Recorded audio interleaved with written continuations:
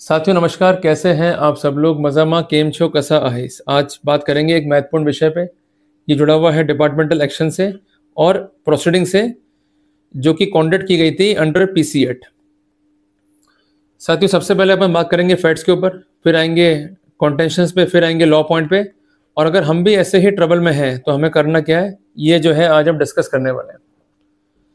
सबसे पहले आप नोट कीजिए कुछ महत्वपूर्ण बिंदु। साथियों इसमें एक व्यक्ति है, इसका नाम है मिस्टर ए। ये स्थायी निवासी है स्टेट ऑफ जम्मू कश्मीर का।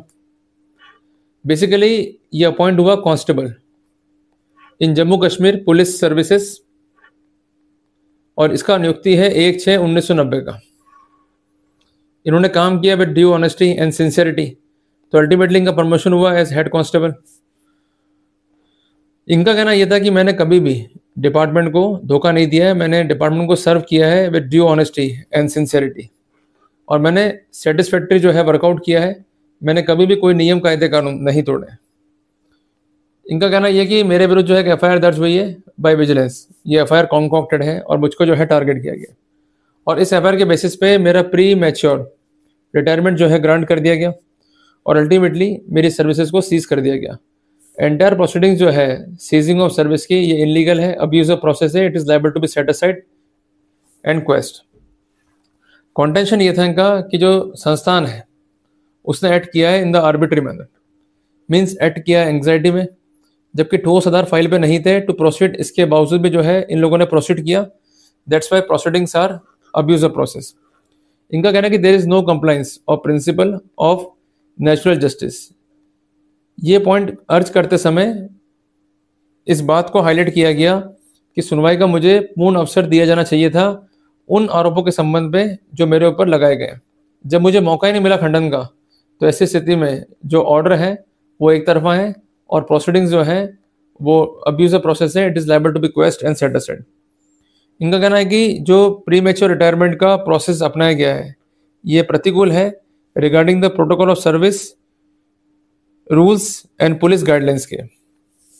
इनका कहना है कि जो भी कार्रवाई हुई वो वायलेट करता है article 16 of constitution of India को, क्योंकि मेरे विरुद्ध कोई भी एलिगेशन नहीं है मिसकंडक्ट का या इनएफिशिएंसी का, और मैंने 25 साल जो है अपनी जॉब को परफॉर्म किया है, और मैंने हमेशा ही ऑनेस्टी से और विद सिंसियरिटी जो है काम किया है।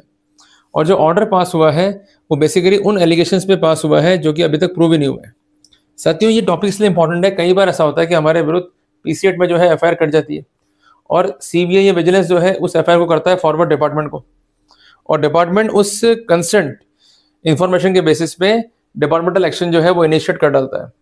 तो एक बात ध्यान रखिएगा कि जब तक केस चल रहा है अंडर द पीसी एक्ट, तो ऐसे सिनेरियो में अगर सेम फैक्ट्स पे डिपार्टमेंटल एक्शन है, it is liable to be discarded and required to be kept in अबाइंस।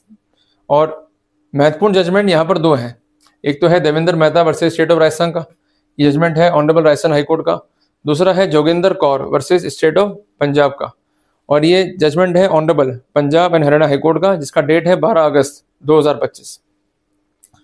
कहना इधर रेस्पोंडेंट का कि हमने जो कुछ भी किया है वो जस्टिफाइड एक्ट है, और ये एक्ट जो है रिकॉग्नाइज करता है खुद article 226 sub clause 2 of Jammu Kashmir civil services regulation 1956।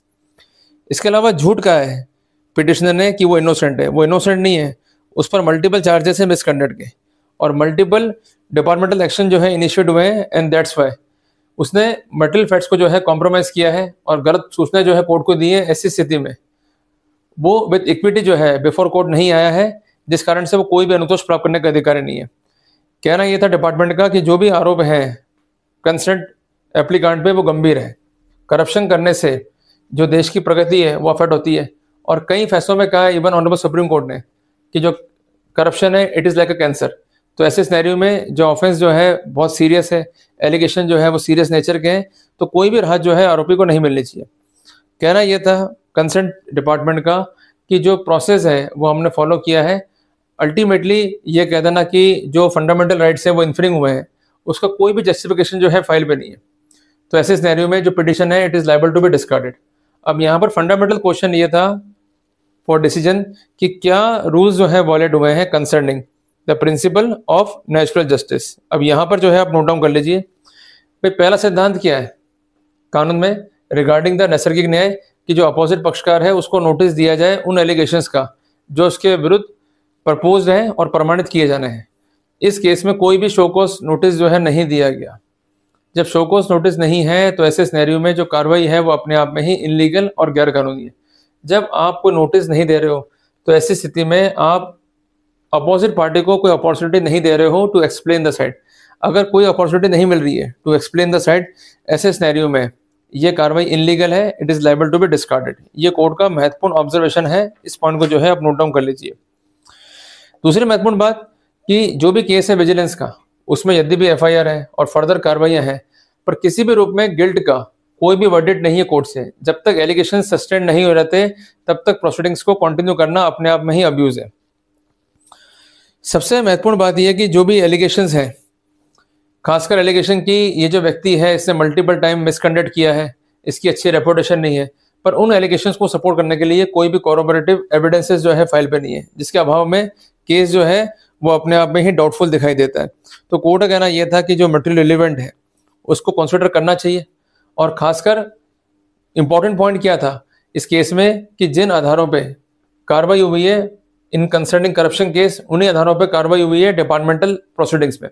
तो ऐसे सिनेरियो में the proceedings are required to be kept in अबायंस।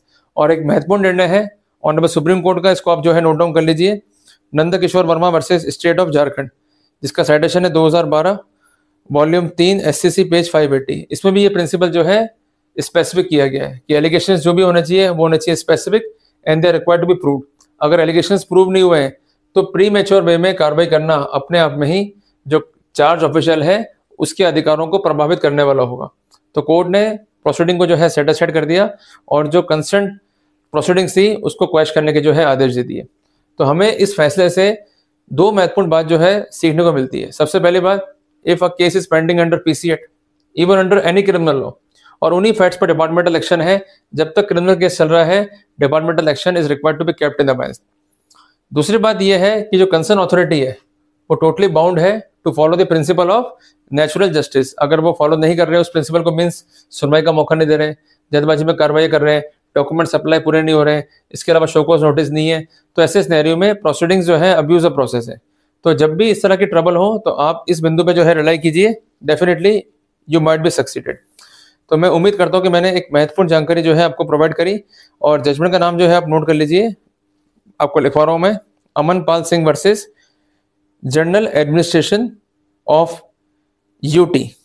UT means union territory of Jammu Kashmir. Judgement जो है ऑनरेबल कैट का है, जिसका फुल फॉर्म है सेंट्रल एडमिनिस्ट्रेटिव ट्रिब्यूनल, और फैसले का डेट है 25 अगस्त 2025। क्लियर हो गया अपने को? तो ये महत्वपूर्ण जानकारी है, घबराए नहीं, डिसअपॉइंटमेंट अपने माइंड में ना रखें, हमें लड़ना है, पर तकनीकी बिंदु और जो लीगल स्कोर्स है उसके बारे में हमें प्रॉपर जानकारी होनी चाहिए, तभी हम इफेक्टिव रूप से अपना पिटिशन जो है ड्राफ्ट कर पाएंगे। साथियों, जल्दी मिलेंगे एक नए टॉपिक के साथ। टिल देन, जय हिंद, जय भारत।